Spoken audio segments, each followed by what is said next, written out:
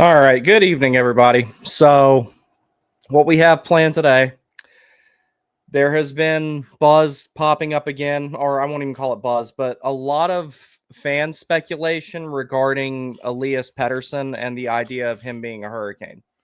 My opinion on this has never been fluid because I haven't really had one. So, certain things about it do kind of scare me, primarily the contract. And he's not been as good of a player as he was when he had that 100-point season a couple of seasons ago. That being said, it would not be the first time that a player has had a change of scenery and rediscovered their form, especially with a really good coach like Rod Brindamore. I know people talk about what the difference is between, say, like the differences that Pettersen and Miller, JT Miller, that is, allegedly had in Vancouver. And a lot of people say that Pettersen was the problem. Some people say Miller was the problem. Some people say that the overall problem was the room itself. It just kind of, all that's, left up to interpretation. Now, the reason I've never formulated a full end-all be-all opinion on Pettersen is I actually haven't watched him enough to know exactly what I think. I know he's a good player. As big of a Jesperi Kotkaniemi fan as I am, objectively speaking, Elias Pettersen is a better player. I like KK more. But as far as a player that is just God-given talent and the ability to use it, that's Pettersen. What scares me about what scares me about Pettersen more than anything, as I've stated in the past, is the contract. An $11.6 million cap hit with what would be, I believe, 7 years of term already after this one. I'll go double check that on Puckpedia when we get the chance. So I'm going to be taking some notes on him live, interacting with the audience. I want to hear what you guys think of him. Additionally, I'm going to be keeping an eye on Kiefer Sherwood, who I think would be a easier acquisition and still a valuable one. Now, I also got some information from a very, very reliable friend of the show. The Hurricanes do not have a scout. I say again, do not have a scout present at this game. So this is just something that for fun we're just kind of looking at here to see, would Pettersen be a good fit in his current state? As we know, the Hurricanes came relatively close to acquiring him back in the 24 season. They offered a significant trade package for him. We have no idea what all was in that. At least I've never seen anything about what all was in that. But I am curious to know what maybe the Hurricanes front office sees in Elias Pettersen, and I want to see if maybe I see that for myself, or if any of you guys watching along maybe see that for yourself as well. So let me get back over here to the broadcast. Let's go back here. What's up, Dylan? We watching for EP40 or Sherwood or both? Yeah, I'm watching for both. I will be watching for both. Grayson, what's up, dude? Hey, warning, takes a game by the Panthers against the Rams. Yeah, that one was, as much as I got pissed off at the Panthers in that game, just something told me that don't turn the TV off. They're going to win. So I'm glad I stuck that one out. Which broadcast are you watching? I am going to be watching the Canucks broadcast because I really, really like John Shorthouse. So Dylan says, I trust Tulsky. He hasn't really missed yet. I don't blame him for the Miko thing, but look, everyone he has brought over so far has ended up with a career years or so. Tulsky, if Tulsky brings him here, there's a reason. I agree. My opinion is I know a lot of people believe that he is very talented and would make us better. I haven't personally watched enough Vancouver games to know my own opinion. Yeah, I used to watch Vancouver a lot. Vancouver is the closest thing I have to a legitimate, other favorite team. And the last time I watched them a ton was the Sedin twins, Ryan Kessler, Kevin Bieksa days. That's when I dedicatedly really watched them. And part of the reason why I did was just to hold my sanity until the Hurricanes got better. I liked Mason Raymond as well. There were a lot of players from that era of the Canucks that I really, really liked. Alex Edler, Roberto Luongo, so on and so forth. But this is me actually actively hyper-focusing on Pettersen tonight.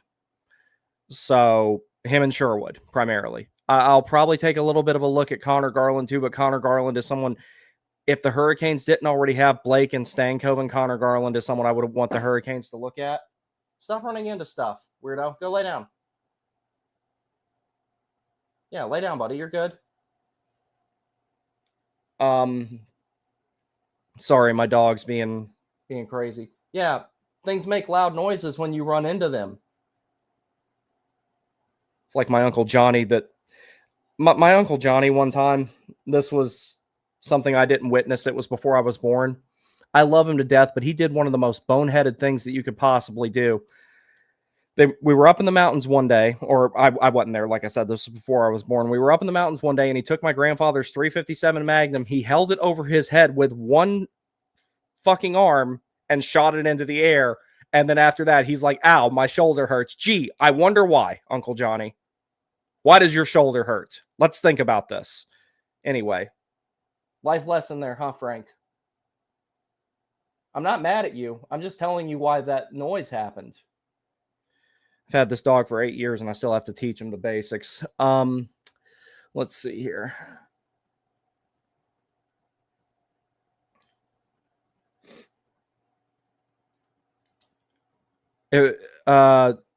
If the Panthers ever make the Super Bowl, would you do a stream for it? No, because I'll be watching it. I'll probably do like one before and after, but I would probably make that a exclusive on X, so that way it doesn't mess up the algorithm. Like over on X, like I do a little bit more than just hockey stuff over there.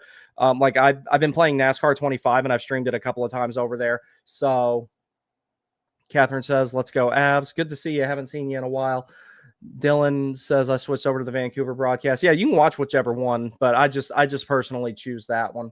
So let me get the side screen set up here so I can look at all this stuff at once. And like I said, during the intermission, I'll talk about some stuff with the Canes. But yeah, Slump. My Uncle Johnny thought that discharging a 357 Magnum directly over his head, straight up in the air, like I'm not touching that weapon unless I've got both hands on it with complete and positive control. And I fired a 50 cal multiple times because I had to qualify with it when I was on the ship. Difference between that 50 cal and that 357 Magnum, the 50 cal is mounted. All right. So let's see here. I got one other thing I want to pull up to look at for what we're going to do during the first intermission. I don't know how much of this game I'm going to watch. I'll watch at least the first and probably the second period. I don't know about the third. I don't need to be up super early tomorrow, but I do have some stuff I want to get done. So let's see.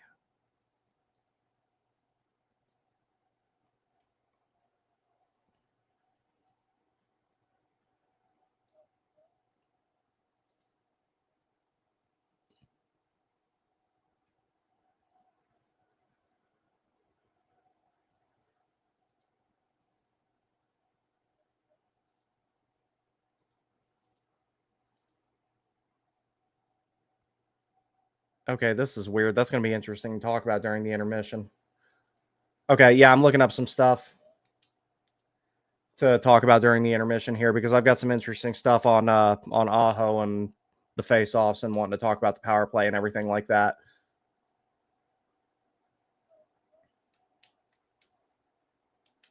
Yeah, let's see here. Wait and see when Pettersen's on the ice.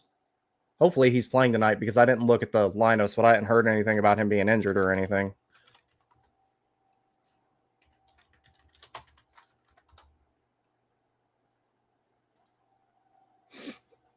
Sherwood was on the last shift, but I didn't really pay attention to it. You guys stand by for me for 1 second, please.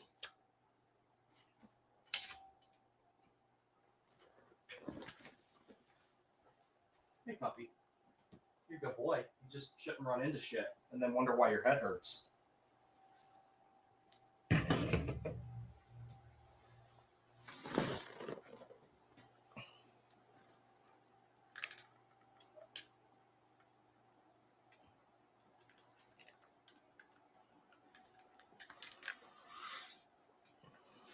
Okay. Let's get the sound turned on here.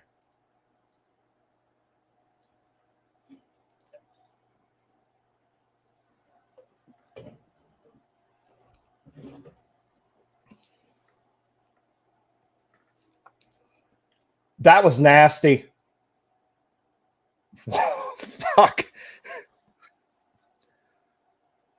Damn. What a play.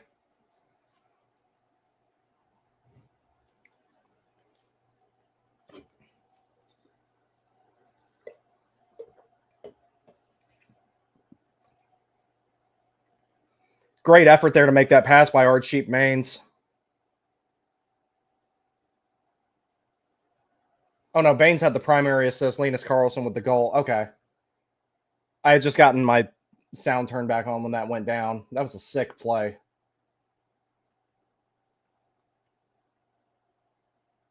All right, so we got Sherwood on the ice right now.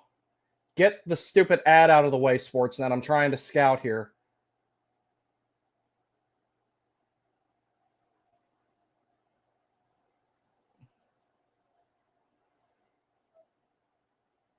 So biggest thing I'm looking for here with Sherwood is I want to see, like, he's got a reputation for being a physical guy, aggressive forward checker, good net front guy. He's definitely battling in front of the net right now.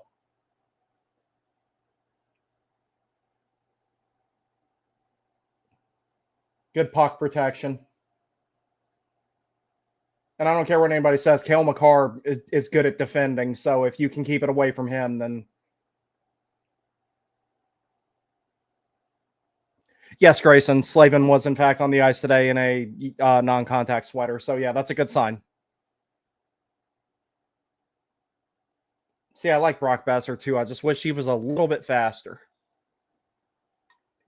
Part of that's not his fault, though. He's had a lot of injuries in his career. All right, EP40 shift now.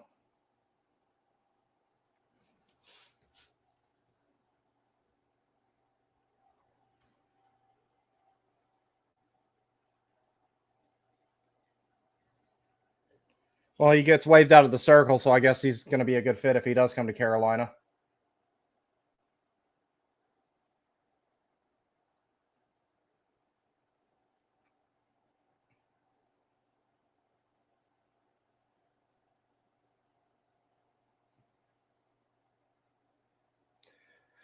So, pretty good telegraphing there on the forecheck by Pettersen. He didn't aggressively go at Burnsy there. He kind of projected where he was going to be because, Pettersen's not going to run anybody through the boards. He's not going to do it to Brent Burns very easily. He knows that. So he kind of angled it off. He would have got possession of the puck there if he was able to settle it down, but it went out of play. So that's all. That's good. If Pettersen just, if he comes here and, I can care less if he ever has another 100-point season. If he can just, be point per game, maybe 90-point season, maybe 95, a little bit above or right at Aho's pace, that's more than enough for what Carolina would need from him.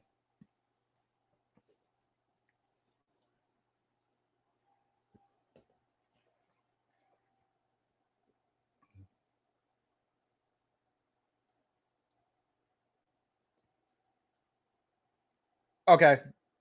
I'm caught up now, Dylan. Thank you for letting me know that. I didn't realize I was behind.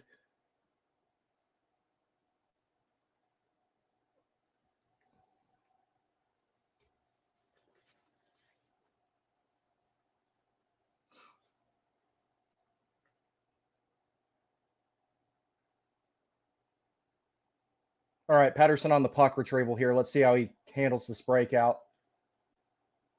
Smart pass there. About the only option you really had.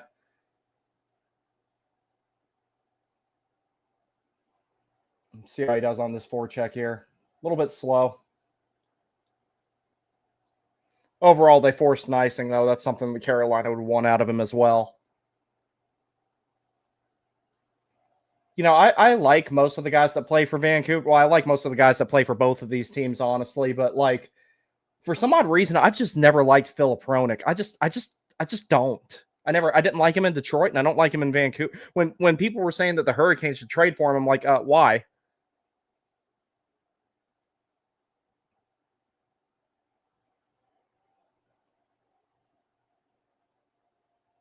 Good face-off win there.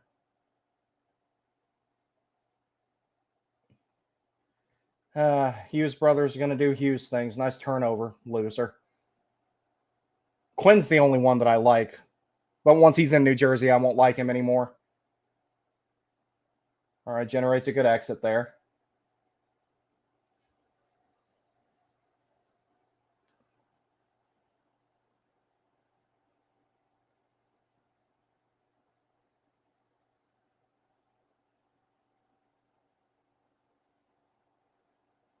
I wasn't super impressed with that shift at all. Good face-off win, good zone exit, but he was lacking in a couple other spots there.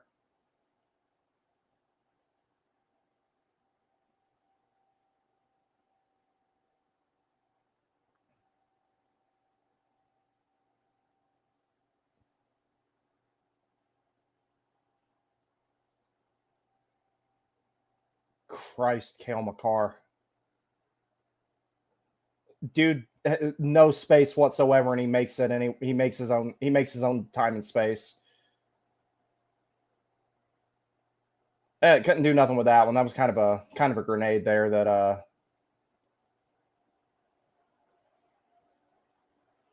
Yep, that's a high stick.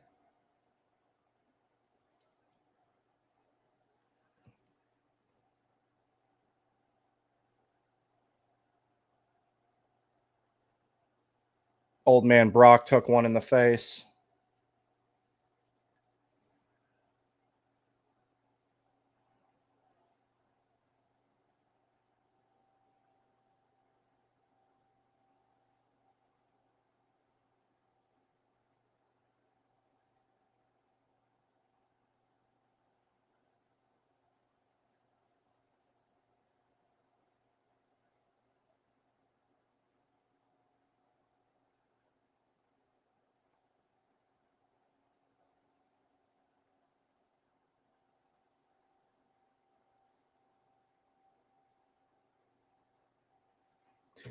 Let's see here.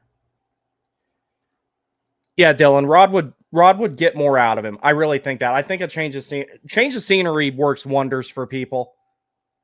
Bleed Green 49ers, what's up, buddy? Thanks for reposting the stream. Sorry that my dog's not in the frame right now. He's laying over on his bed. His stupid ass went over in the corner and he was like trying to get comfortable in his bed, and he bumped his butt into the wall, and he jumped and bumped his head into the lamp, and then he looked at me like it was my fault.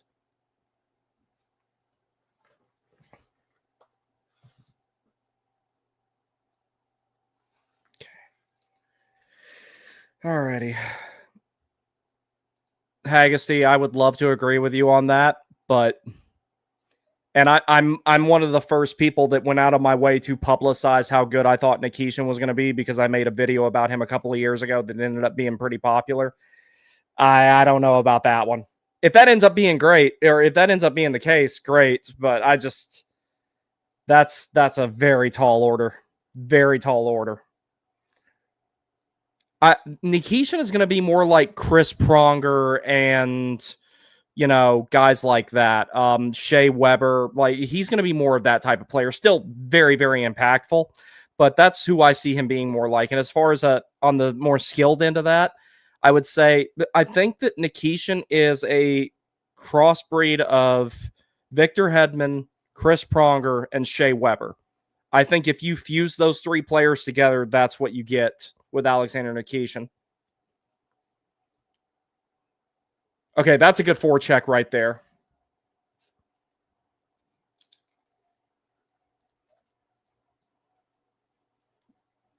Good job in the neutral zone there, too.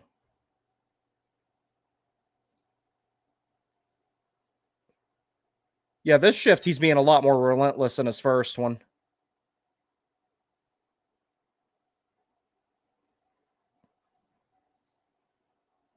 Good stick. Doesn't do much with it, but he disrupts it.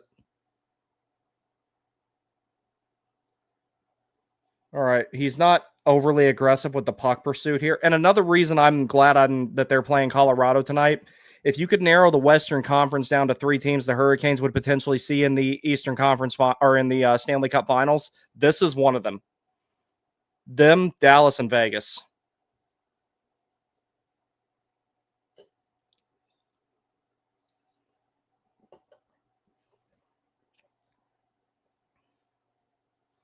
Takes away the cross ice pass there on that one. So, yeah, we'll look at that entire penalty kill at some point or another. Because I have a growing suspicion the Hurricanes are going to go after him again. And that's not like anybody telling me anything. That's just my own particular speculation on that. All right, so Sherwood's killing penalty too. So we're going to look at this.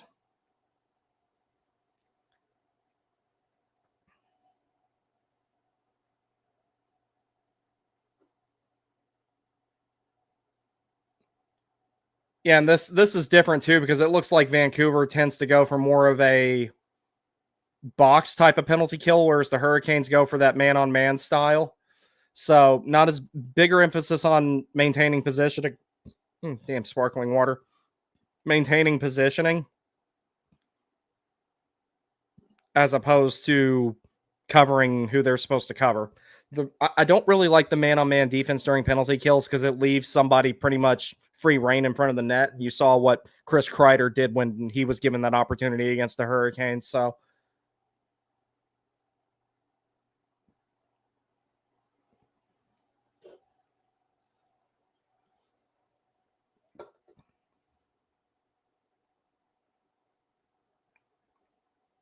Wizard, I'll get to that in a little bit, buddy. I see the comment. Thank you. Next TV timeout, I'll try to get to that one.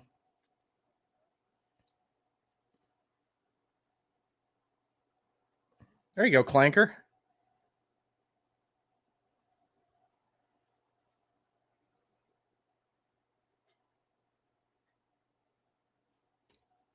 Nope. Okay. They're going to wave that off.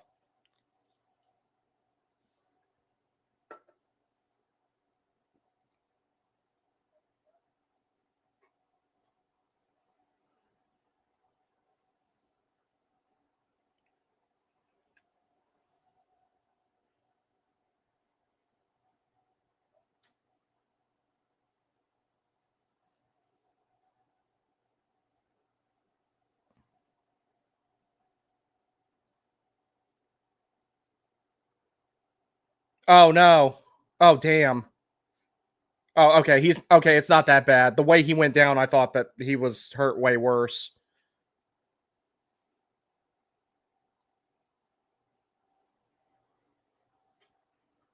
Colorado is absolutely owning this shift.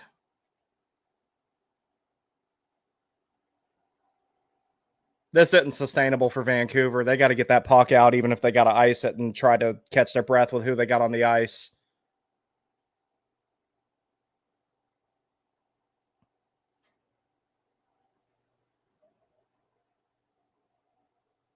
This isn't even McKinnon and Line and McCarr's pair doing this.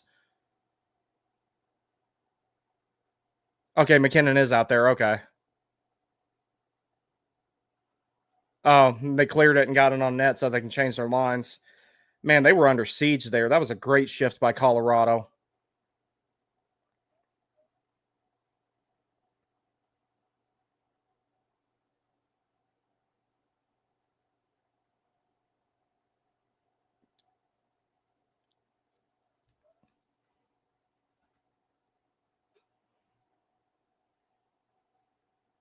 I liked what I saw there with Pettersen coming up with that loose puck and getting that shot on.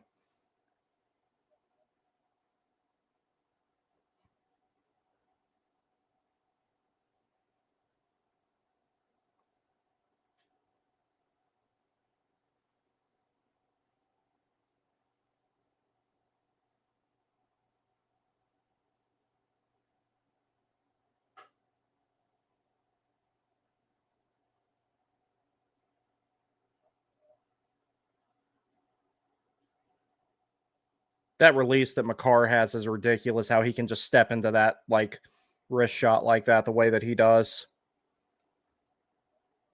Now, like if you're talking about both sides of the puck, Cale Makar is the best defenseman alive. – – – – – – – – – – – – – – – – – – – – – – – – – – – – – – – – – – – – – – – – – – – – – – – – – – – – – – – – – – – – – – – – – – – – – – – – – – – – – – – – – – – – – – – – – – – – – – – – – – – – – – – – – – – – – – – – – – – – – – – – – – – – – – – – – – – – – – – – – – – – – – – – – – – – – – – – – – – – – – – – – – – – – – – – – – – – – – – – – – – – – – – – – – – – – – – – – – – – – – – – – – – – – – – – – – – – – – – – –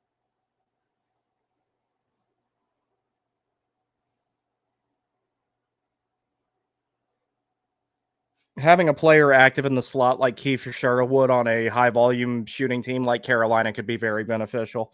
And I see the rest of the comments. I'll get to you guys. Actually, yep, we got a TV timeout right now, so I can get to one here. Wizard, what's up? What do you think is realistic package for EP40 without including Svetch? I'm thinking KK Nadeau first should get it done, or I'm not interested in considering the salary. Yeah, so salary considered. So one thing here, I think that Vancouver will not retain any. So that's one thing to consider. It's an $11.6 million cap hit, which is a smaller percentage of the cap than it would have been if Carolina had, say, acquired him in a sign and trade and him, come at the same price tag. KK Nadeau in a first is close to what I think that you would need to get it done. I don't know if that definitively gets it done. That's definitely, I would say, probably the minimum threshold for it. It also depends on if EP40 wants out of there, which, he'd be spending his prime on a rebuilding team if he, I think him and Hughes are as good as gone. I really, and Sherwood too. So something along those lines, I think would be the case. I'd prefer not to give up Svechnikov. But yeah, I think that could be a good one. Felix Unger-Storm is playing really well. He could generate some interest maybe. I wouldn't give up any of the defensemen if you can make that deal without it. Primarily, Charles Alexis Legault. I don't want to give him up because I think that he's going to be Nikishin's partner in the future. And Yoel Nystrom, the way that he's playing, I bet a lot of teams are going to be calling about him because Carolina's only got so much room on the depth chart for defense. So Nystrom might be a guy you throw in there instead of Nadeau potentially. But it's something along those lines. 3, maybe 4 pieces that involve an A prospect, high draft pick, and a roster player. Yeah, I think that you're close to what it would be.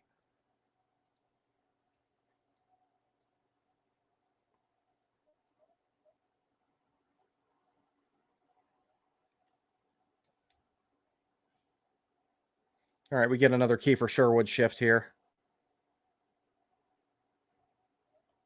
This guy's edge work is incredibly active. His feet are never still.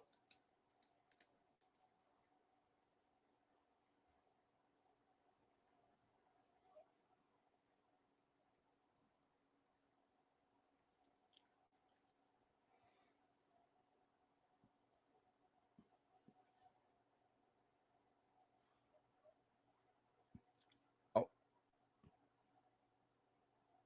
This Sherwood has got some damn speed. His acceleration is really good.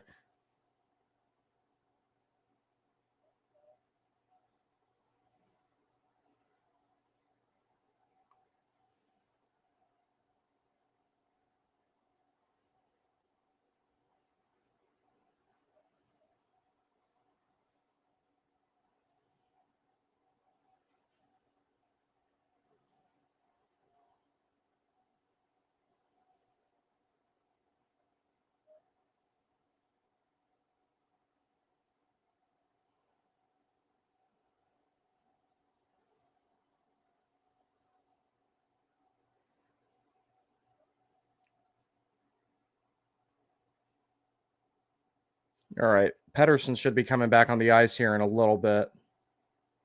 All right, there he is.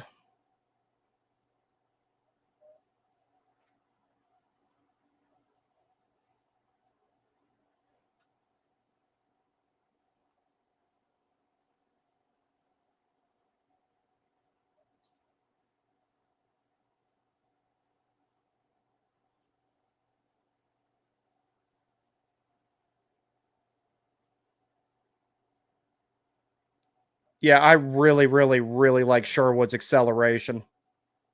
2 quick steps and he's totally on. He's like totally on his horse. Yeah, I know he didn't score there, but I like how quickly he got up to speed and got gone. That type of separation could be really helpful, especially with Carolina like having to dump the puck in as much as they do. They're not doing it as much as they were before, but still having a guy who can get on his horse that quick and maybe generate some chances that way on, kind of broken entries and everything like that, that would be good to have.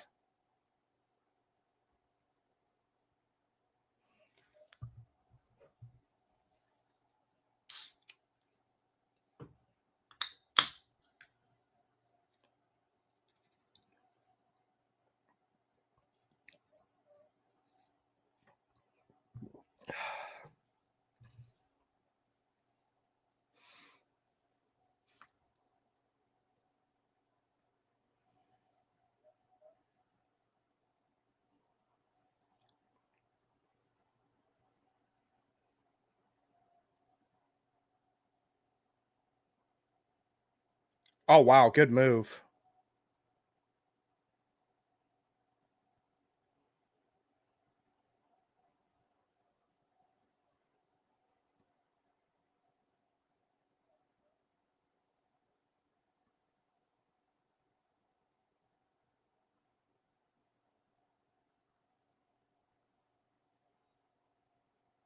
Good job by Pettersen to get to the front of the net there and fight for that one, though.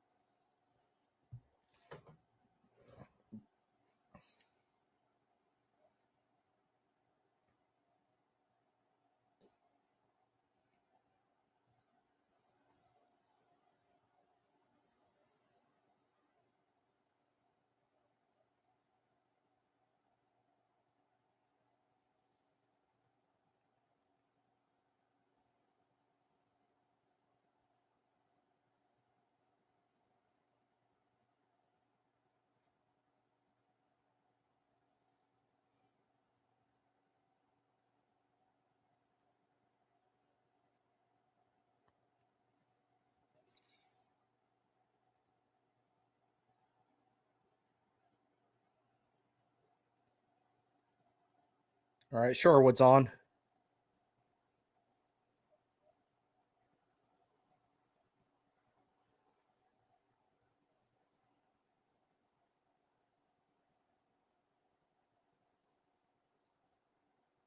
Sherwood's a battler. I'll give him that.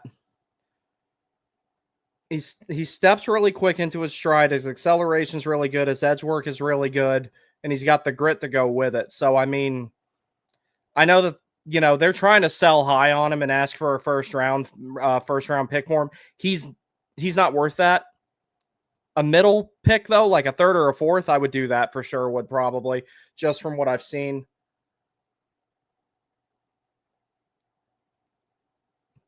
Daniel, I'll get to that in a little bit, buddy. I'm happy you're here though. And what you're asking, I haven't actually discussed yet. I'm probably going to do that during the first intermission.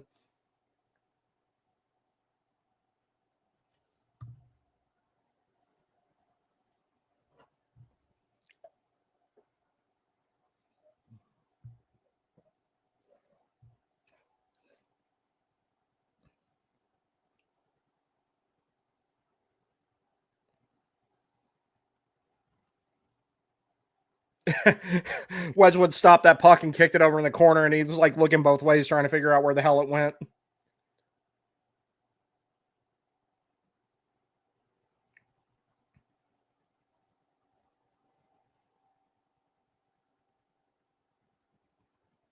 Pettersen is definitely one of those guys that, as far as his 200-foot game goes, he seems like he tends to telegraph more than be aggressive.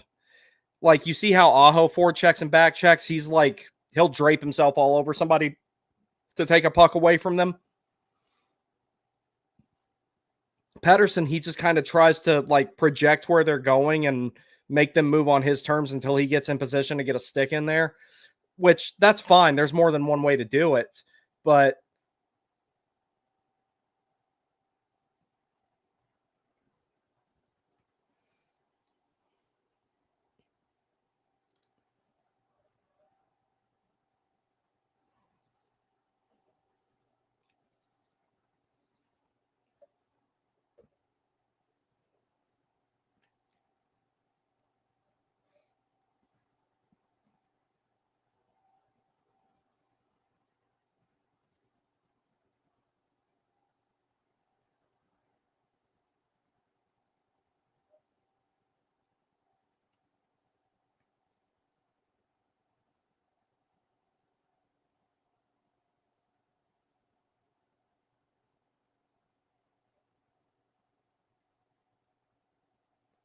Sherwood's definitely got a get the puck to the net mentality. Because there's situations where a lot of other players would pass, and he's just taking bad angle shots and trying to stuff it in instead, which I'm fine with that. I really am.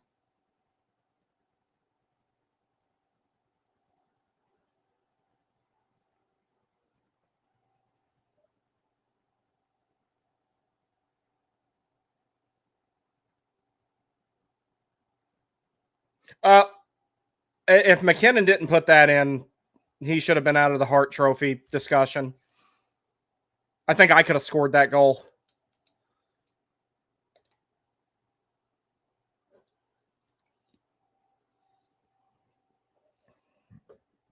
Good entry by Devontae's.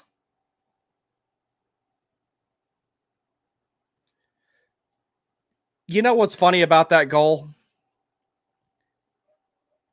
If you put all of them in Hurricane sweaters, I wouldn't have been able to tell the difference because that looks exactly like that just looks like a goal the Hurricanes would score. Entry, hold on to it, cycle it to the point, shot from the point, juicy rebound, guy puts it in. Vancouver's lucky that this is only a 1-1 game, though. Colorado has definitely been the better team.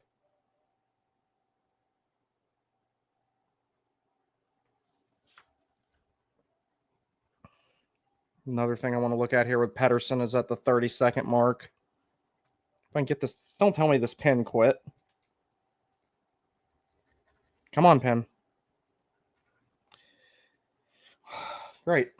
My pin's screwed. Damn it. Guys, don't pay any attention to what I'm putting into the chat.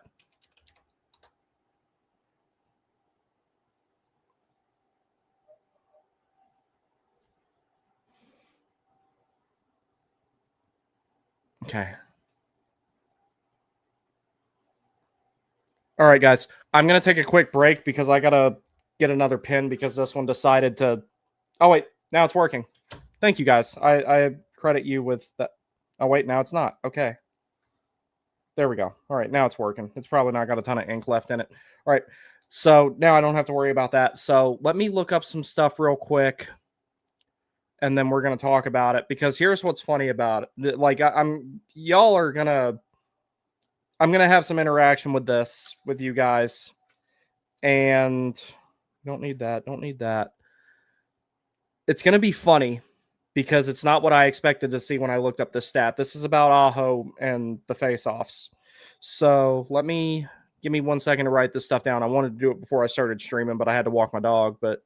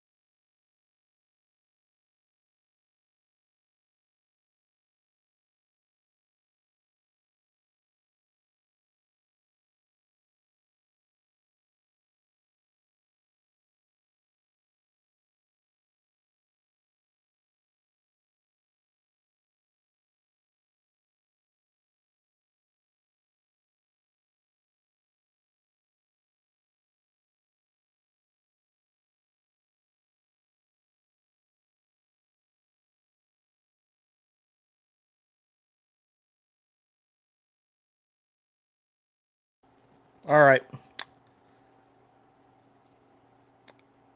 So I'm going to get to the rest of the comments here. But first, before I do, I would like for all of you, no cheating, no looking, no Googling, no none of that shit. And I got this off a hockey reference, so it's accurate. I want you to tell me what you think. Oh, I got one more I need to write down.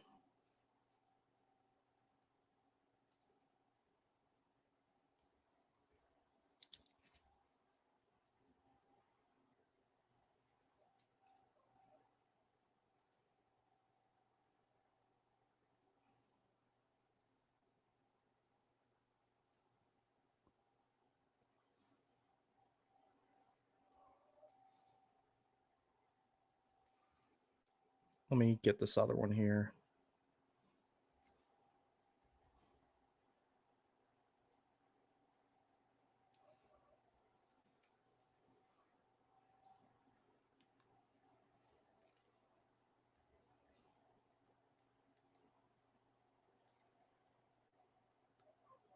Wait, damn it. Okay.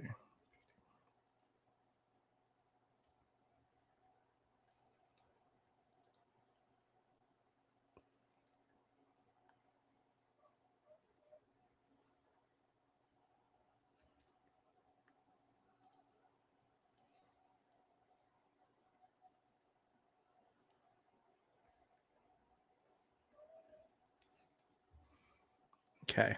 There we go. Got what I need. Without looking, I want you to tell me what you think your best guess is. What is Aho's career face-off percentages at all situations, power play, penalty kill, and 5-on-5 in his career and this season? I'll let you guys sit on that for, let's see. It's 9:46 now. I'll ask you guys again at 9:50. So just guesses. Let me go back through here.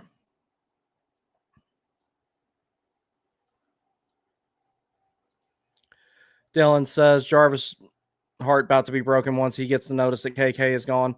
Yeah, and you know I'm gonna hate to see KK go too. It's gonna be the first time I get really upset about a player leaving since D'Angelo. Like I was pissed about Gensel, but like there's just some players I like more than others, and I hated to see Tony go. And then when he came back, it was like kind of pointless because he didn't play that much.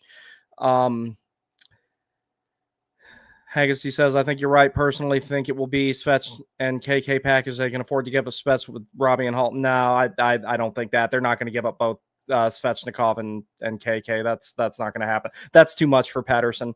At that point, just don't even do it. Not worth it. No, Jarvis will just take frequent trips to Vancouver and maybe not re-sign with Carolina. Well, that would be 7 years from now if that's going to be the case. I'm pretty sure he signed for 7 more, including this one.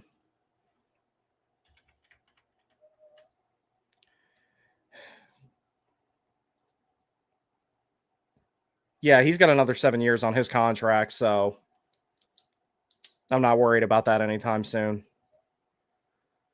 Who has the best tandem for goalies? Avalanche? Right now, yes. In my opinion, they're the best ones. Ethan Reed says, I think you are losing one of our D prospects to Vancouver, Nystrom or Cal. Foss KK first and a second, protect Nadeau at all costs. I'm not that big on keeping Nadeau. I understand that he has the best shot in the organization, but Pettersen, one of the things he's always been known for is how good his shot is. And there's already 3 right-handed wingers, and if you count Stankoven as a winger as well, which if you're talking about bringing EP40 in, then Stankoven would go back to playing wing. You've already got 3 kind of on the smaller side right-handed shots, even though Nadeau should play left wing, but knowing Rod, he would stick him on the right.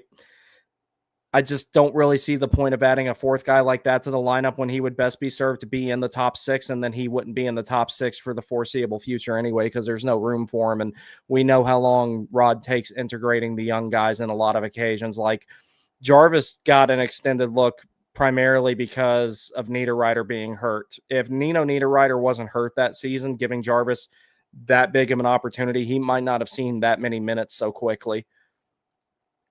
Hate to see Aho move down to the second line, but he'll be okay. Are you saying he's been moved down to the second line currently, or are you talking about the power play, or are you talking about if Carolina gets Pettersen? Because I don't think Rod's going to break up that line. He's actually been really good about not throwing stuff in the blender so easily this year. Ehlers, Hall, and Pettersen on the same line. Oh, man, I wouldn't do that. I'd do Pettersen, Ehlers, and Blake, I would say, for another line, and then you can, put Stankoven somewhere else, because Blake and Blake and Ehlers have worked up some really good chemistry together as wingers. And then the only disrupting factor you would have there is changing their center, which is a pretty big deal. But I don't think it would affect them too much to the point where you couldn't do it, personally. I think that that's something that they should consider with that. But Hall is a good enough player to make the top 6 or to make the bottom 6 great, but he's not a good enough player to really take the top 6 over the top, not at this point in his career. He's still a good player, but I think he's best employed in, being that really big difference maker in the bottom 6, as I've said in the past. Did this thing freeze?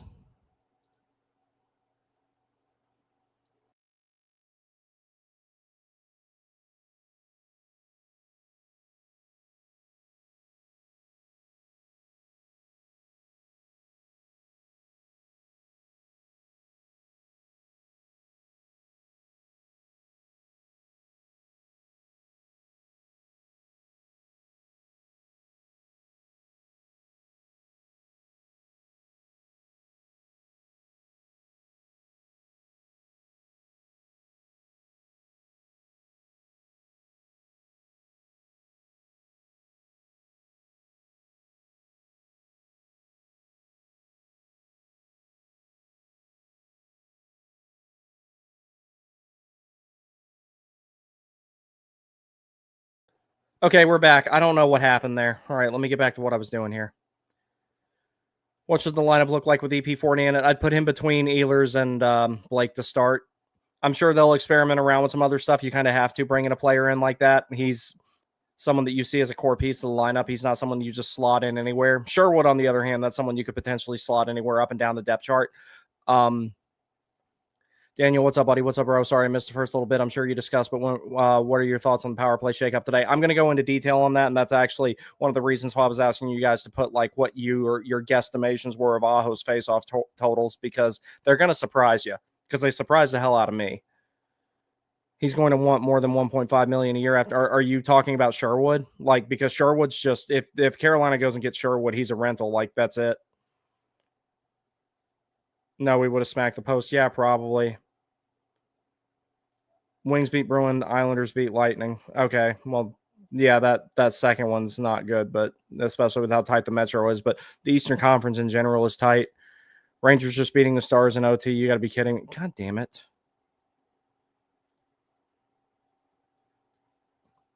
Yes, his percentage in 5-on-5, power play, penalty kill, and overall.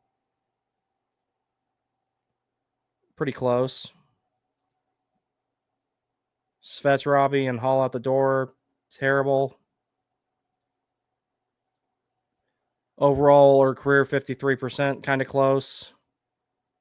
Well, Leafs are beating the Panthers. Yeah, I'm not really worried about the Atlantic. Carolina just needs to stay on top of the Metro, and they'll be at the point. Nadeau is at the point where I feel like we are holding him back. He needs NHL time. We can give him. He has immersive trade value. Yeah, and that's the thing. It's just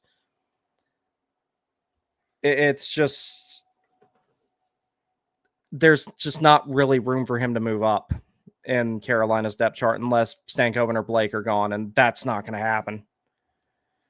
Dylan says, I don't want to see Sankey out of the top 6, but it's not so much don't look at it as, so when it comes to like the the Carrier, Martinook, and Martinook, Stahl, Carrier line, don't see that as a fourth line. Don't see it as a third line. See it as like kind of its own entity. Same thing with Aho, Svechnikov, and Jarvis. Kind of see that as its own thing. I talked about it in that one long post that I wrote about it a couple of days ago. And then the middle 6 is just kind of like everybody else. So, like, if you have another line that, say, I don't know, Stankoven, Hall, and Robinson, and let Stankoven be the guy centering Hall and Robinson, he gets better matchups to develop as a center, and he's still really, really lethal in that. And then, you at that point, you basically have a top dynamic line, 2 second line, let's say you acquire Pettersen, a top dynamic line, 2 pretty good second lines, and then a shutdown line. And then at that point, it's still a depth chart, but it's a little bit unconventional compared to what a lot of other teams around the league strive for. Hughes Sisters Incorporated just took down the warning take string. I'm starting to think that they actually are attacking, like trying to DDoS me, dude. There's some weird ass people out there that have fetishes and parasocial relationships with these guys. It's weird. It's really weird. I saw another thing on the timeline about Will Smith and Macklin Celebrini that made me want to carve my eyeballs out with a rusty spoon.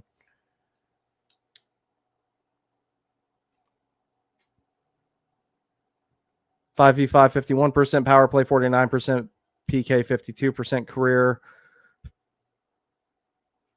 5 versus 5, 48%. Yeah, okay.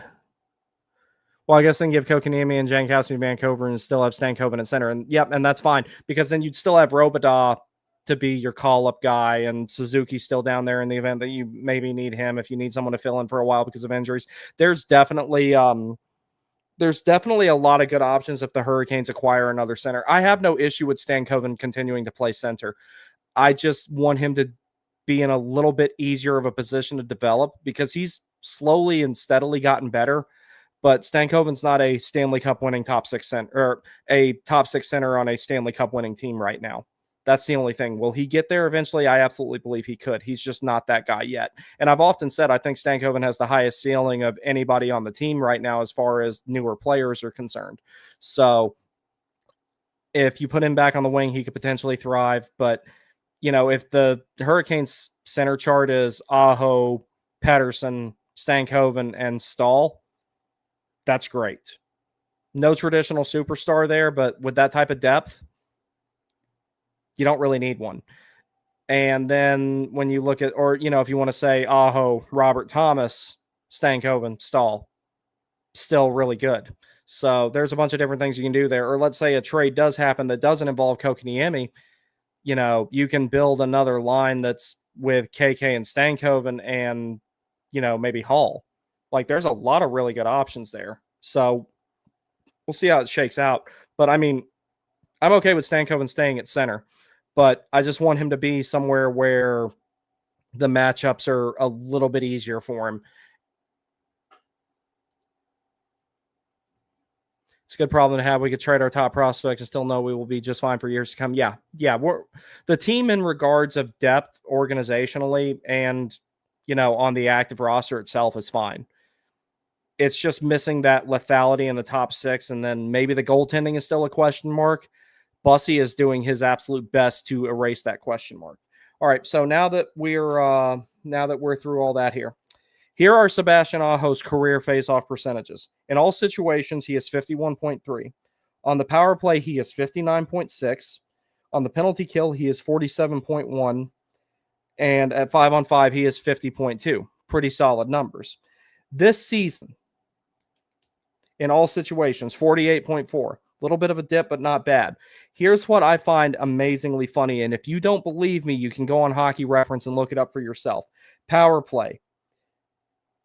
Career, 59.6. This season, it says 51.3. That's not from me. That's from Hockey Reference, which is one of the 3 websites I use the absolute most. Penalty kill, 47.1 for a career, 46.2 this season. Overall, 50.2 career, 47.4 this season. So across the board, his numbers aren't completely down across the board with the faceoffs. So when I look at these numbers, it leads me to believe Aho's not losing as many faceoffs as we think he is. It's just the ones he's losing are at critical moments. Yeah, Wizard. I was really, really surprised to see him be above 50 on the power play and below 50 on the penalty kill, because it doesn't seem like that. But that's one of the things that I try to tell people about faceoffs. They were the original possession metric, and two people. Okay, if it's a cleanly won draw, there's only one way to interpret it. If it's one of those dirty draws where both guys kind of like go down and sticks are all over the place and everything, and other people come in to help them win the faceoff and everything like that, then the interpretation of it varies from one person to another. That's another one of those stats that has a lot of dirty data in it, and that's why I hate when stat bros try to say that, oh, well, the math we made in a pinball machine is perfect. No.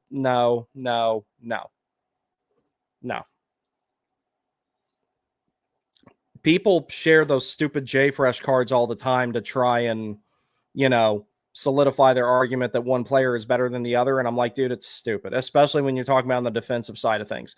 There's a lot of times where shot suppression takes place, or a takeaway isn't calculated correctly, or something like that. It's weird. But yeah, that was strange to me. Haggerty, if he's kicked out of the dot, does that go against his average? No, it only counts for face-offs that you actually take. Otherwise, he would be like, if it was like that, if it counted against you for getting kicked out, he would be at like 35% at the most because he's been. That's one of the reasons he's struggling in the dot so much is he's not as aggressive as he normally is because, and I talked about this when I made Sebastian Aho a modern Rod Brindamore. Aho's more about the quick reflex time as opposed to overpowering whoever he's going against. So he's kind of aggressive with trying to do the quick twitch thing on winning faceoffs. And he's been getting waved out a lot all season. So he's going up there to not only try and win the faceoff, but not get waved out in the process of winning the faceoff. And I think that that's messing with his head a little bit. And it's kind of got him rattled.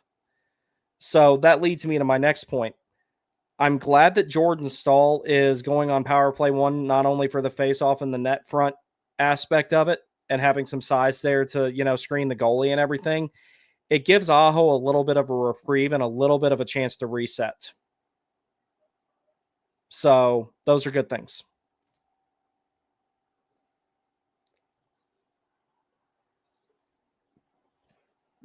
Aho will get through this. He'll sort it out. All right, game's back on here.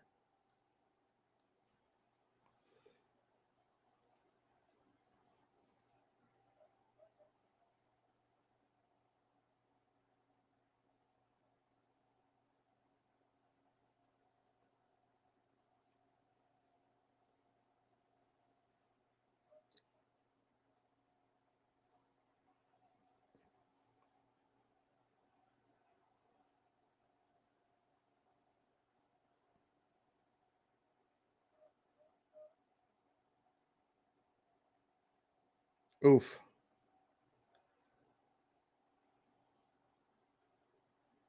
All right. Decent shift there by Pettersen. Nothing particularly special. Didn't have any, wasn't worried about going in that corner, so that's nice.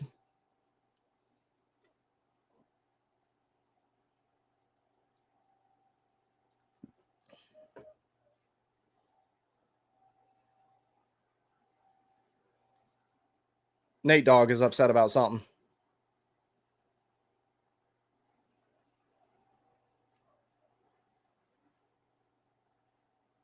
Oof. A little bit of a whack there from Sherwood.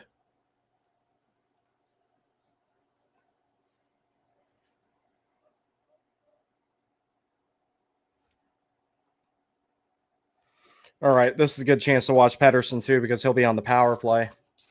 And this is probably something I really need to keep a close eye on. And he loses face off.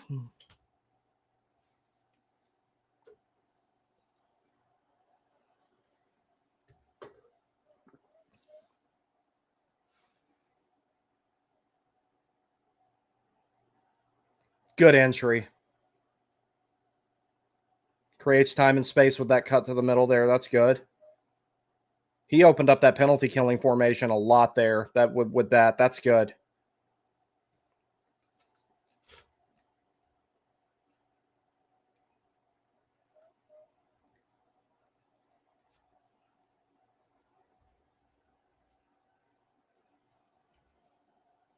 I did like that entry from Pettersen there because the power play is one of the main things that he could really help out with if Carolina were to go get him.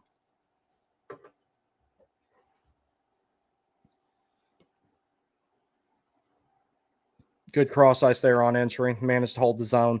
See, it's like in a situation like that there where he did that cross ice pass and they had to keep the puck from coming out of the zone, they were pretty aggressive on the forecheck there with the pressure to keep the puck in. If Pettersen can generate entries like that, that's totally fine if he does that for the Canes, in theory, because the Canes are really good at, putting the pressure on to keep the puck in the zone. So, not terrible. 0 for 11 in the last 2 games, Canucks power play. I mean, I guess Pettersen would be a good fit then. The power play's been a little bit better lately, but I'm still not happy with it.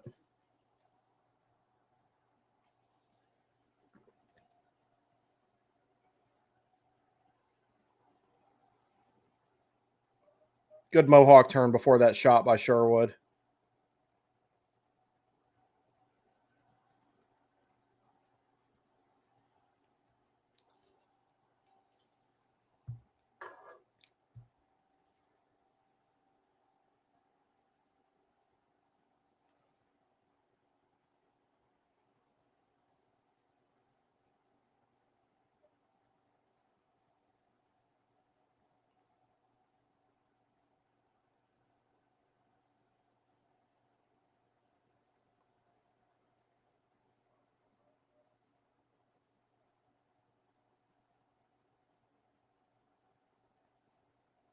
Hronek got bitched there.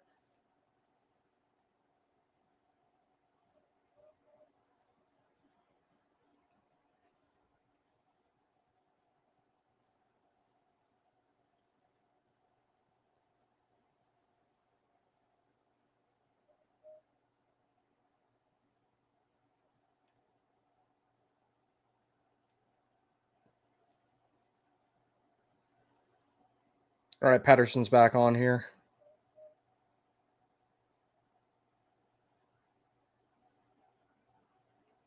Good recovery. Good patient pass there. Okay. That's off. Off.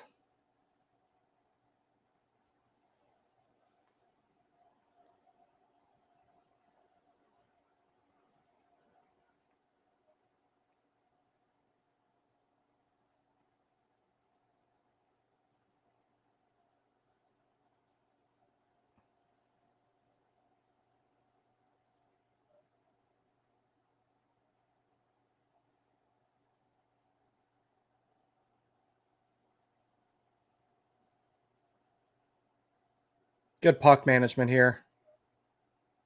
All right, that was solid.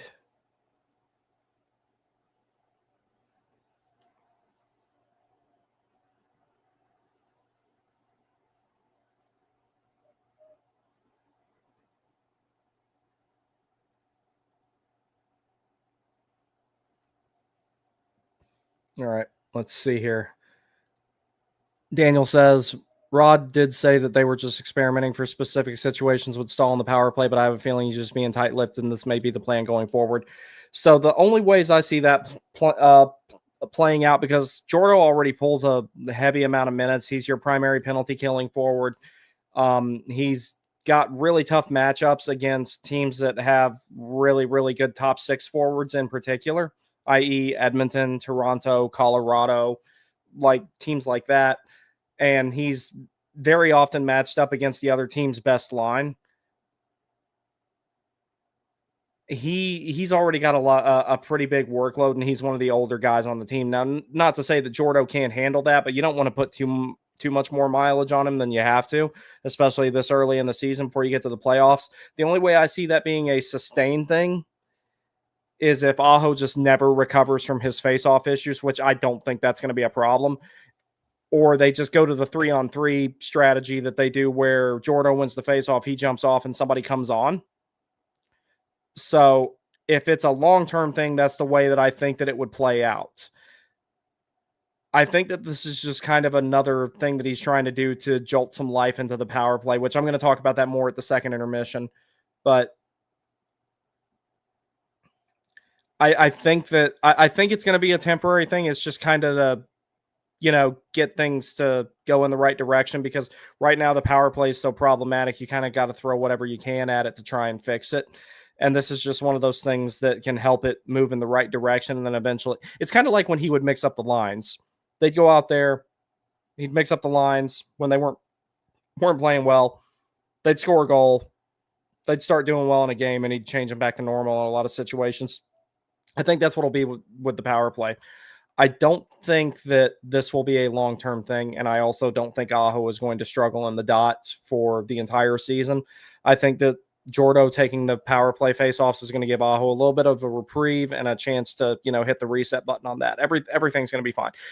You don't play as long as Aho has, especially when you weren't a natural center to begin with and you got converted to one, and he's better in that position. He's better as a center than he ever would have been long-term as a winger. If he'd stayed a winger, he would have still been a good player, but he would have been like a 75-point guy at the most, maybe 80 at the most. But instead, you created a invaluable 200-foot player who's point per game by moving him to center, because you brought out the best in his game. Rod did an excellent job converting Aho to being a better player than he ever would have been otherwise. That being said, him playing as long as he has, he was bound to have a stretch where he was rough in the dot. I'm surprised it took this long for it to happen for a significant amount of time. He'll get it sorted out. He's a great player. It won't be a problem forever. If Jordo was on the power play long-term, that's probably a bad sign. That's a very bad sign. Even if it's just to have him go out there, win the face-off, and jump off and bring somebody else on, I still don't want to see that long term. I really don't. No. It's just to kind of provide a spark. It's not going to be a long term thing. If it is, yeah, we're in trouble.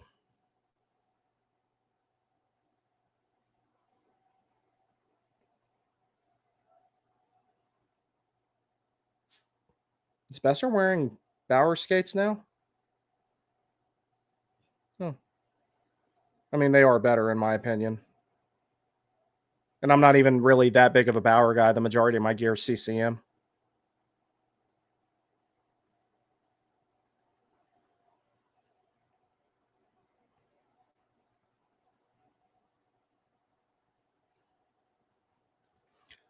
Daniel, emphatically, yes.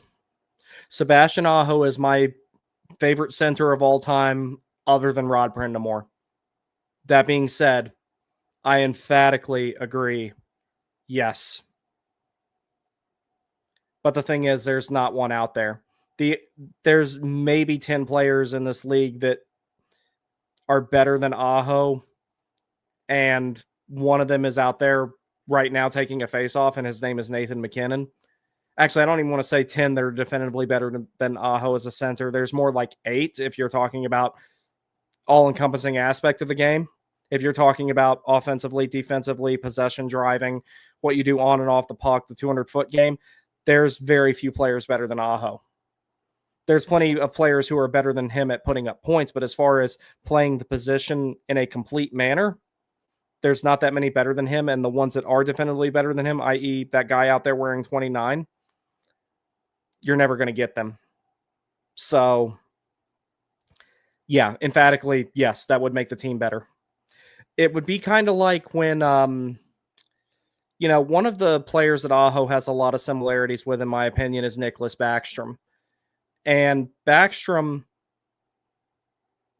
was the most complete center on that team. He might be the most complete center that organization ever had. He was still considered the second line center to Kuznetsov in a lot of situations, but they served different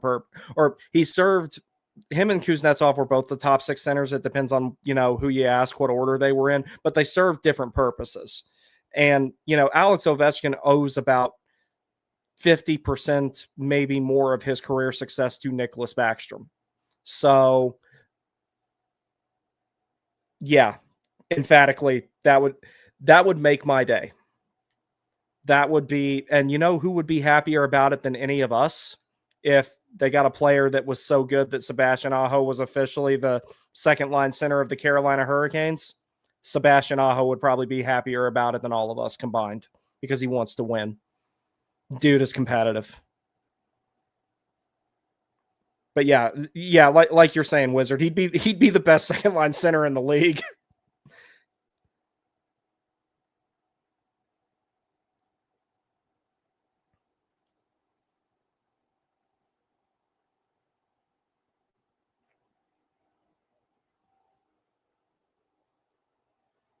God, Quinn Hughes is a train wreck defensively.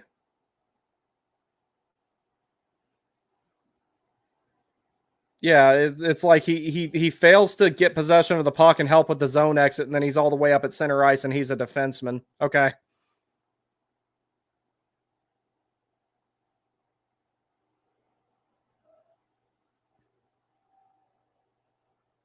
All right, Pettersen's back on.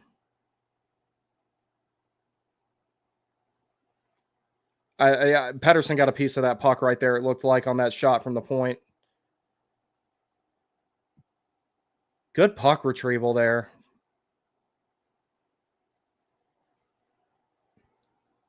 People say that Pettersen's not physical. He looked pretty physical right there to me.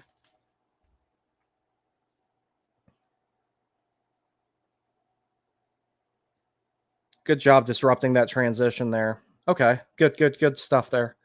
Okay, that 10:37 mark. Take another look at that. For him not being on a great team and probably needing to change the scenery, I don't hate what I'm seeing out of Pettersen. I really don't. I'm going to look at his numbers when this game is over and everything with all the advanced stats and everything like that. I don't hate what I'm seeing, though. I really don't.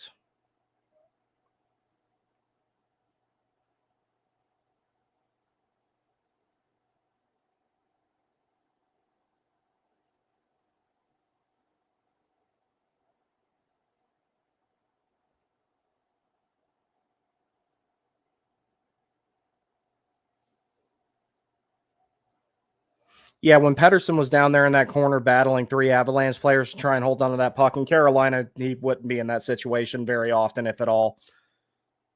Vancouver's just kind of a train wreck in their own zone.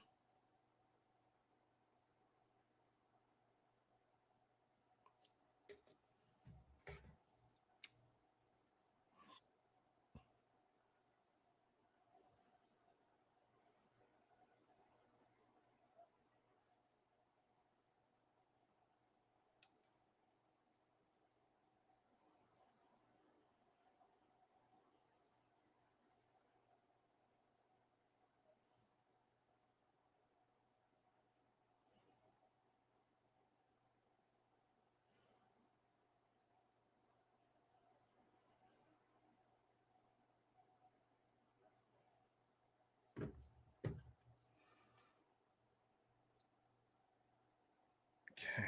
Definitely want to take another look at that there from Sherwood. That looked, I really like what I'm seeing out of him with the offensive zone puck pursuit and the physicality when it comes to Sherwood.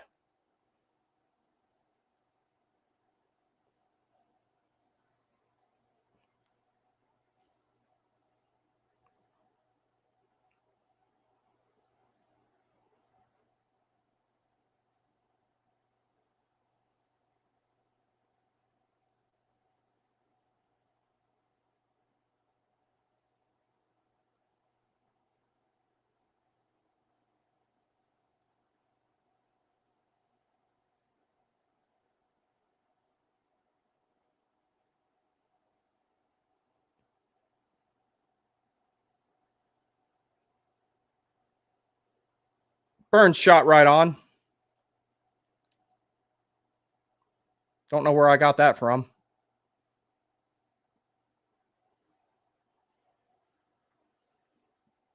Man, I'm not willing to pay a first rounder for Sherwood for a rental, but be damned if I wouldn't give up maybe a third to get him just as a rental. I can care less if he stays.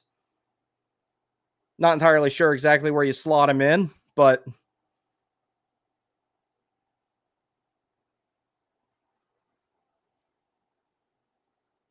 I've really liked what I've seen out of him in the offensive zone in particular. Once he figures out the man-on-man stuff, he'll be valuable in the other 2/3 of the ice just the same. Because he's got the speed and the effort level needed for it. So Pettersen, he didn't get a piece of that puck on the way through, but he sold out trying to block it. So, like, he does not hesitate to throw himself in front of pucks.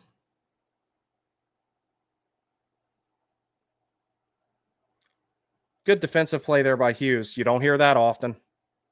I when it comes to Quinn, you do. Luke, on the other hand, Luke couldn't defend Normandy if he had the fucking Death Star at his fingertips to help him do it.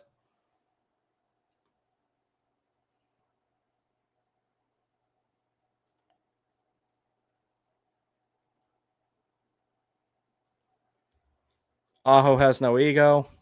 Agreed. Well, then I guess let's hope for the Penguins' downfall. Jordo puts up a good word for us and Crosby gets traded to Carolina.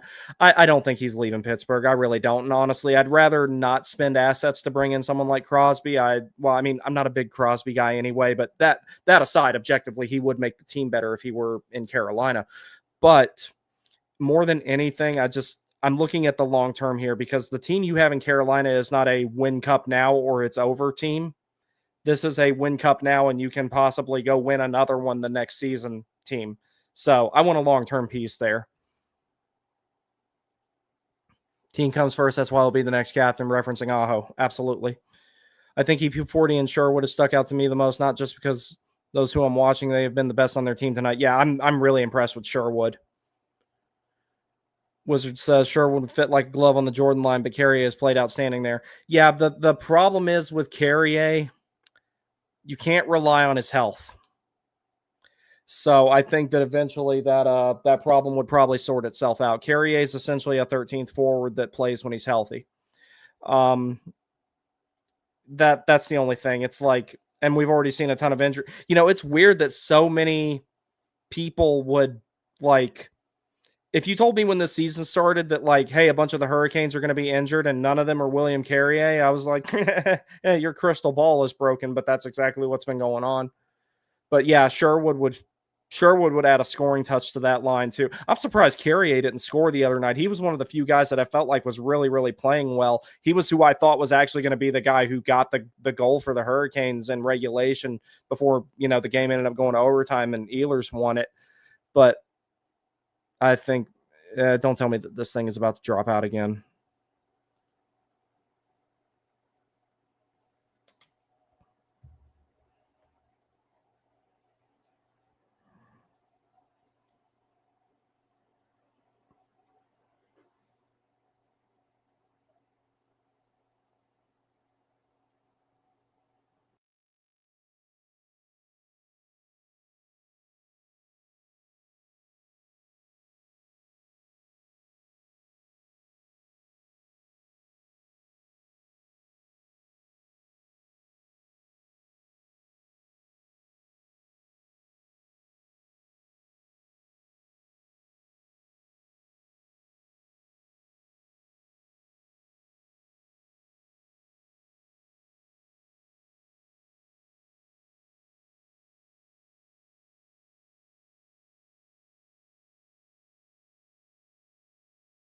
And all right, I'm back again. I don't know what's going on.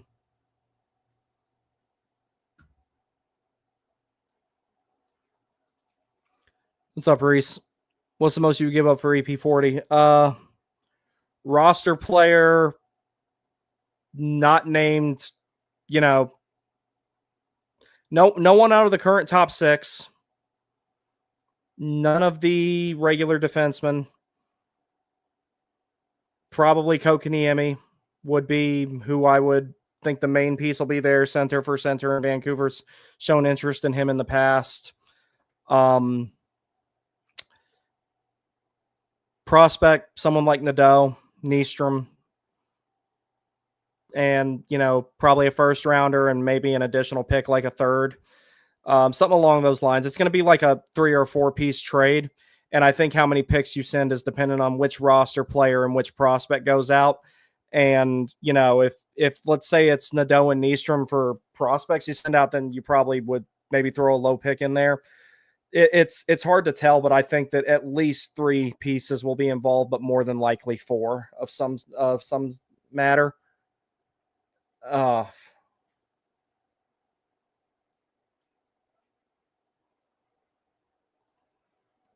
Do you think if Florida misses playoffs or gets bounced in the first or second round, the East is wide open for Carolina to get to the finals? Wide open, no, because nothing in this league is easy. It's got more parity than any other professional sport.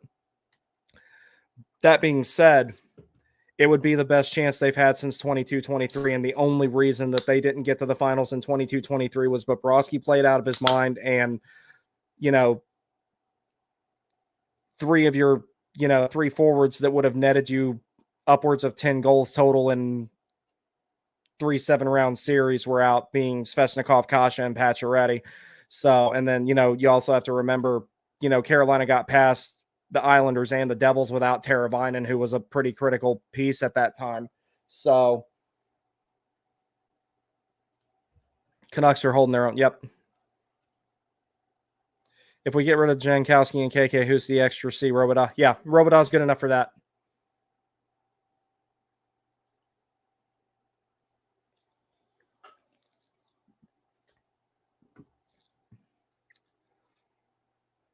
A specific Svechnik whose name starts with a J just nuked the stream. He's probably not even watching like this. He's probably watching that stupid what's it called? I saw something about it in a group chat.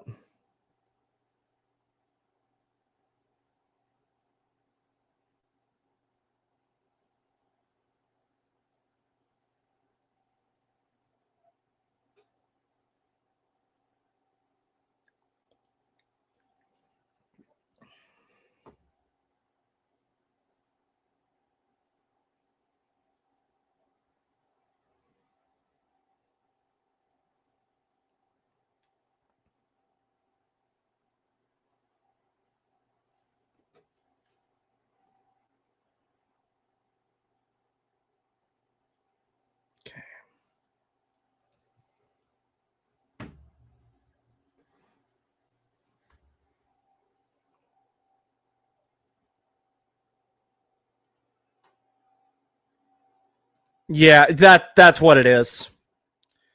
You know, I have a Roku TV, and this is how I'm not worried about AI ever like going full Skynet and taking over. It's like it'll show you things you're interested in, right? On the little top part. So it'll have stuff there for me like hockey, baseball, that type of stuff. And that was one of the things that popped up today. And I'm like, Jesus Christ, dude, just because it has hockey in it doesn't mean I want to watch it.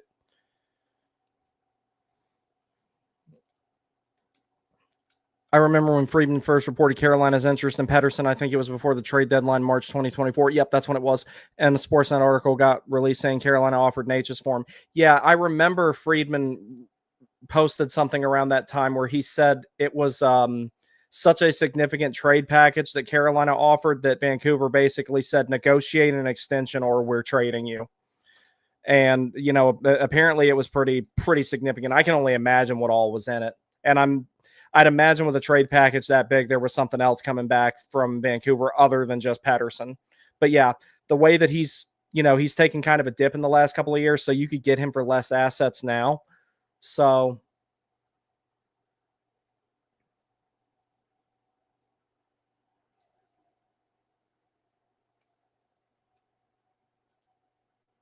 I'd like to see us go against Florida just to beat them for revenge. Oh, and by the way, Pettersen will end up in Florida. They don't have the cap for him. I guarantee you they don't have the cap for him, especially if their projections of when Barkov is going to be back is true, and with the new rules about having to have a cap compliant roster during the playoffs, that it's not possible. There's no way. Mathematically, there is no way. I'll double check that, but I'm 99% sure there is no way in hell they can accommodate an $11.6 million cap hit in addition to what they already have. Yep, no fucking way. $917,293 of current cap space. They are at the ceiling basically. They'd have to move out so much salary to accommodate Pettersen or get Vancouver to retain 50%, and even then they'd still have to move out salary. Not happening. Not happening at all. I'd like to see us go up against Florida just to beat them for revenge. Same with the Rangers. However, the Rangers get a wild card spot. Their road game scares me. Yeah, see right now it's so hard to predict who's going to make the playoffs out of the East just because of how tight the standings are. Because you can have one bad week and be at the bottom of the standings. You know, Carolina could lose 2 games and then be in wild card 1 or Metro 3. You know, by Tuesday. I mean, I don't want to think about that, but it's a distinct possibility. So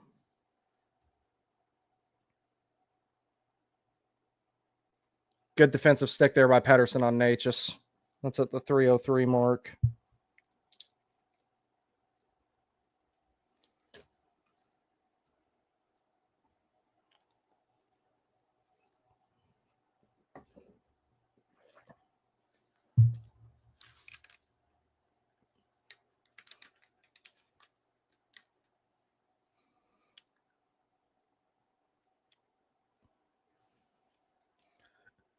I'm ready for this period to be over so I can go put a tank top on. I'm getting kind of hot in this long sleeve.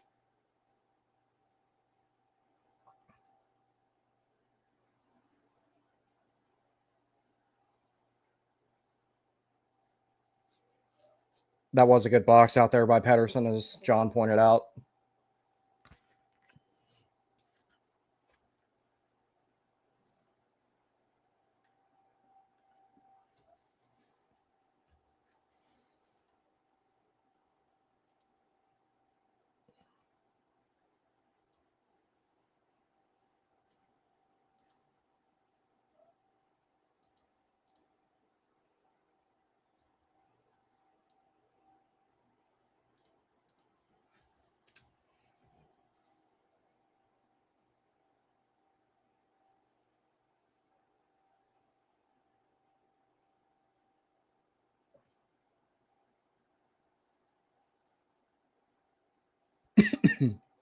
Might as well just start taking notes on this because I'm tired of this damn pen magically quitting on me.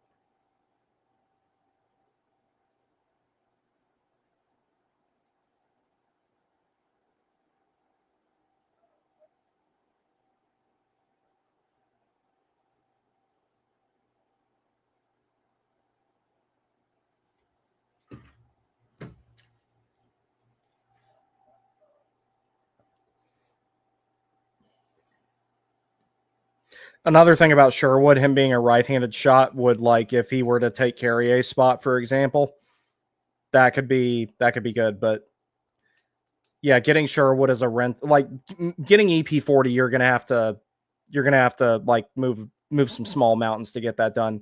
Sherwood, they're gonna have to drop the price on him eventually because nobody is gonna pay a first round for him except for maybe a team that's at the end of their window, and they have to make it count this year. I don't see that happening though.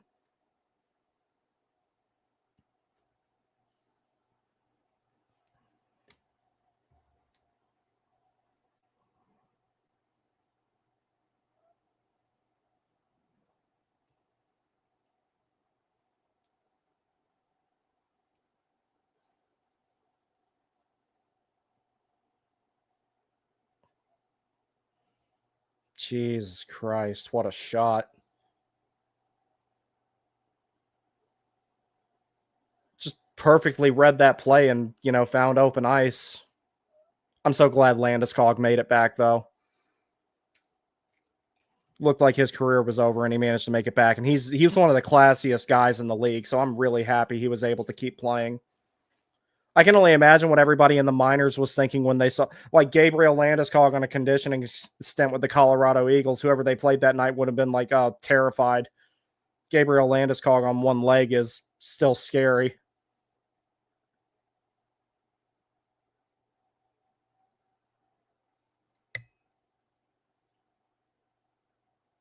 Eight goals in 5 career games against Kevin Lankinen for Nathan MacKinnon.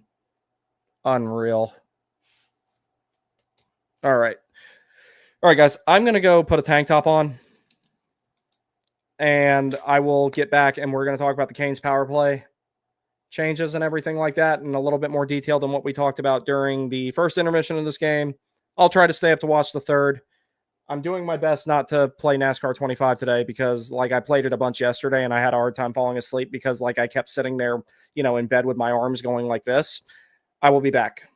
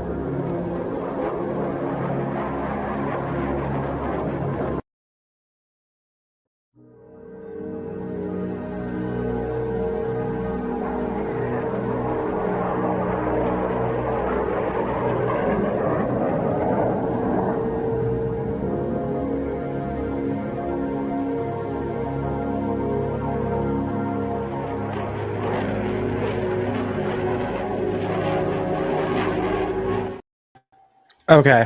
I hope that this thing is working. StreamYard is being really trash tonight because my internet's not dropping out, just SteamYard's dropping out for some reason. So I don't know. But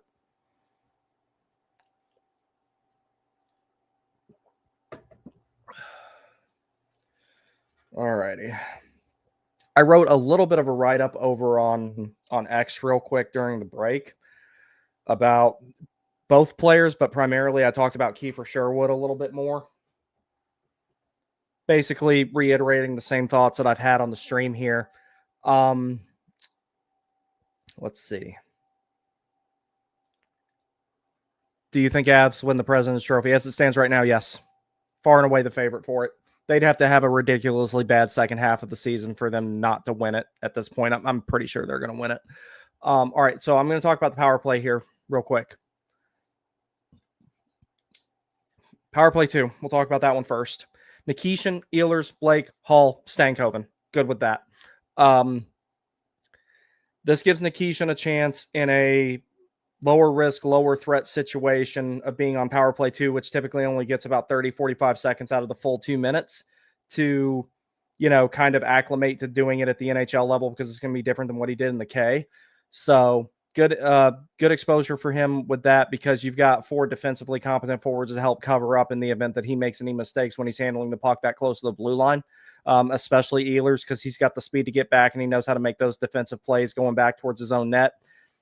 Stankoven, Hall, Blake, like that's good. That's fine. That's a perfect way. That's about as good as it gets to introduce Nikishin to the power play at the NHL level.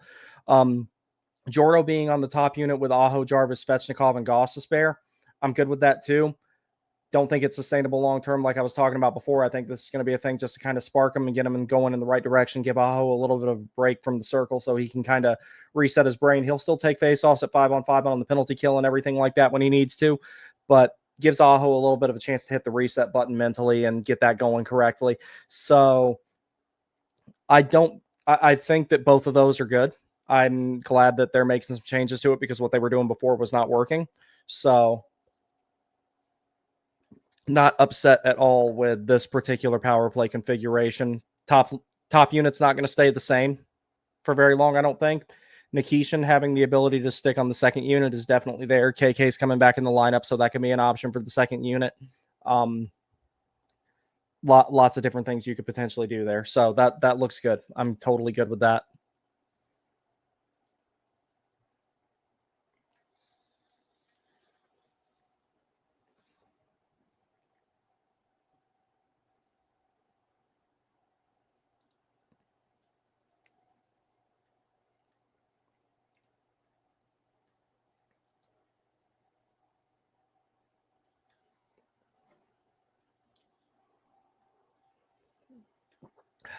I don't know if I'm going to make it through the third period, guys. I'm pretty tired. I got up early today and it's starting to hit me now.